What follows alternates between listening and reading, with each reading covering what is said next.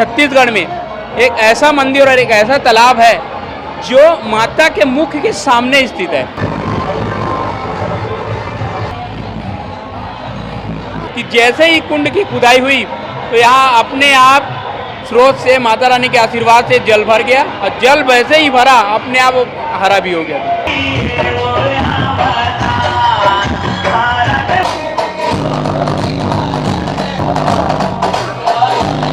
क्या नहाने से चर्म रोग जो भी कितनी भी तकलीफें हैं सब दूर हो जाती हैं।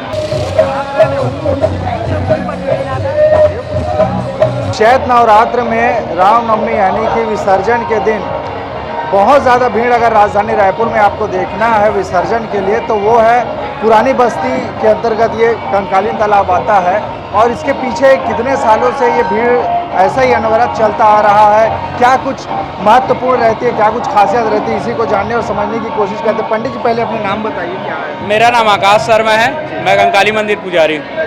ये जो इतनी भीड़ रहती है बहुत ज़्यादा प्रसिद्ध एक तरह से आप कह सकते हैं पूरे रायपुर में, ये कितने समय से खासकर चैत्र नवरात्र में ही रहता है कि जो शारदीय नवरात्र रहता है? ये जो है चैत्र नवरात्र में ही रहता है इसका भीड़।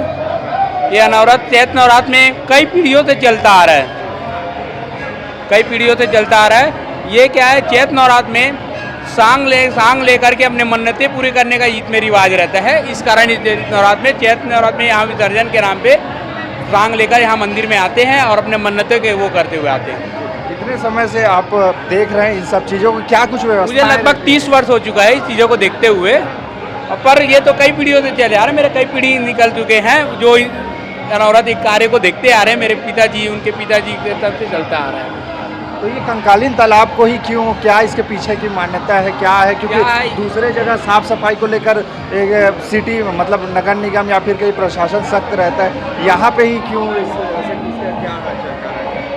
यहाँ इसलिए ऐसा हुआ है क्योंकि देखो ये पूरे इसमें मतलब पूरे छत्तीसगढ़ में एक ऐसा मंदिर और एक ऐसा तालाब है जो माता के मुख के सामने स्थित है ना। और प्रॉपर रायपुर में देखोगे तो इसका पूरा भी लगभग यहाँ जितने भी जवारा का विसर्जन लगभग इसी तालाब में करते आ रहे हैं अनवरत कई वर्षों से, क्योंकि ये तालाब की मान्यता बहुत ज़्यादा है। क्योंकि इस तालाब के उत्पन्न होने का एक रिवाज है, क्योंकि ये स्वयं माता के द्वारा इसको खुदाई करवाया गया है। माता जी ने अपने भक्त जो थे यहाँ के मंदिर के महंत पहले कृपालगिरी जी थे, जो माता के परम भक्त थे माँ कंकाली के। माता ने उनको स्वप्न में उनको ये कहा कि आप यहाँ मतलब यहाँ मठ स्थापित करके लोग तपस्या करते थे माता की। तो माता ने उनको एक आदेश दिया कि आप यहाँ से कुछ ही दूरी में आप एक कुंड का निर्माण कराओ। उनके आदेश के अनुसार महंत जी ने उनको वो कुंड का निर्माण कराया। उसको इसको कुंड ही, तालाब को भी कुंड कहा जाता है, कुंड आकार है। तालाब का कोई आकार नहीं होता, कुंड का आकार होता है। एक पर्टिकुलर आयताकार स्क्वायर में है ये, है ना। तो ये क्या है, कुंड है। ये तो तालाब के नाम से जाना जाता है, लेकिन कुंड है ये पर्टिकुलर। कुंड में क्या सीढ़ियाँ होती है, तालाब में सीढ़ी नहीं होती, उसका ना कोई आकार होता है। तालाब तो कितने भी क्षेत्र में फैला हुआ रहता है ना। लेकिन इस कुंड का एक महत्व ये है कि जैसे ही कुंड की खुदाई हुई तो यहाँ अपने आप स्रोत से माता रानी के आशीर्वाद से जल भर गया और जल वैसे ही भरा अपने आप हरा भी हो गया। इसकी एक मान्यता ये भी है कि यहाँ नहाने से चर्म रोग जो भी कितनी भी तकलीफें हैं सब दूर हो जाती हैं। ये माता रानी का सबसे बड़ा आशीर्वाद है इस तालाब को। अच्छा, बीच में बीचों बीच जो एक मंदिर जैसा दिख रहा है वो क्या चीज़ है, क्या उसकी मान्यता है? बीच में जो मंदिर है वो शिव जी का मंदिर है। जब ये तालाब की खुदाई हो रही थी उस समय क्या हुआ, बीच में मंदिर इसलिए बनाए क्योंकि जब वहाँ शिवलिंग निकला ना तो उसको वहीं बीच मंदिर बना के स्थापित कर दिया। वो बीच में हमेशा पानी से अनवरत डूबा रहता है वो शिवलिंग। ऐसे खासकर चैत्र नवरात्र के समय में क्या कुछ व्यवस्थाएं मंदिर प्रबंधन की ओर से रहती है? मंदिर प्रबंधन की व्यवस्था ये रहती है कि श्रद्धालुओं किसी प्रकार की कोई कष्ट ना हो, उनको किसी प्रकार का कोई असामाजिक दुर्घटना ना हो, उनको मतलब यहाँ आ करके माता का जल स्नान कर करके जैसा भी उनको वो हो, किसी प्रकार का वो ना हो। यहाँ उनका जो मन्नतें लेके आते हैं वो जरूर पूरा हो, इस बात का हम वो करते हैं कि माता रानी से उनकी मुरादें जरूर पहुँचे। ये कितने कितने दूर से विसर्जन करने के लिए आते हैं? आसपास के ही रहते हैं कि और ये आसपास से लगभग 10 से 15 किलोमीटर के रेंज से आते हैं। अच्छा, हाँ 10 से 15 किलोमीटर की रेंज से। और जो देखने वाले लगभग कितने समय से ये जो विसर्जन का कार्यक्रम है, जैसे आज रामनवमी है, हाँ। आज के दिन कितने समय से सुबह से चालू हो जाता है? ये तो खैर कई वर्षों से चला आ रहा है ये अनवरत। नहीं वो नहीं कह रहा मैं, वो तो चली ही आ रही है, लेकिन जो विसर्जन की प्रक्रिया है हाँ। सुबह तड़के कितने बजे से शुरू हो जाती है, कितने बजे तक चलती है? पहले तो ये सुबह जल्दी चालू हो जाता था, 7-8 बजे ही चालू हो जाता था। जैसे जैसे समय बढ़ता जाए है आजकल के, अब ये 10:30-11 बजे के बीच में चालू होती है और शाम तक के 6-6:30 बजे तक अपना चलते रहता है। यहाँ पे जैसे कि किसी को, जैसे कहते हैं छत्तीसगढ़ में देवता आया है किसी को, तो यहाँ पे हम लोग देख रहे हैं ये सब व्यवस्थाएं आप लोग ही पहले से करके रखते हैं ताकि किसी तरीके की कोई तकलीफ ना हो। हाँ ये व्यवस्था हम लोग पहले से करके रखते हैं, किसी प्रकार के कोई प्रकार का कष्ट ना हो। क्या है, किसी को जैसे देवता आता है, देवी आती है, उनको उनसे निरात दिलाने, उनके माता के दरबार में उनको शांत करने के लिए व्यवस्था करके रखते हैं हम।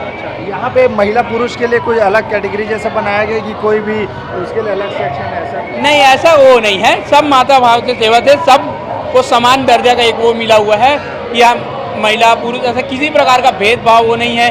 महिला भी उतनी सम्मानित है, पुरुष भी उतने सम्मानित है, माता के दरबार में कोई भेदभाव नहीं है। अच्छा, जितना चहल पहल अभी दिख रहा है, हाँ। इतना हमेशा रहता है कि अभी ज़्यादा भीड़ रहता है, और बाकी दिनों में कैसा रहता है? बाकी दिनों में नॉर्मल सामान्य रहता है। खासकर नवरात्रि में भीड़ बहुत बढ़ जाती है मंदिरों में, माता के मंदिरों में नवरात्रि में बहुत ज़्यादा भीड़ है। दोनों नवरात्र इसमें, इस पर्व में इस मंदिर का अपना अलग महत्व है।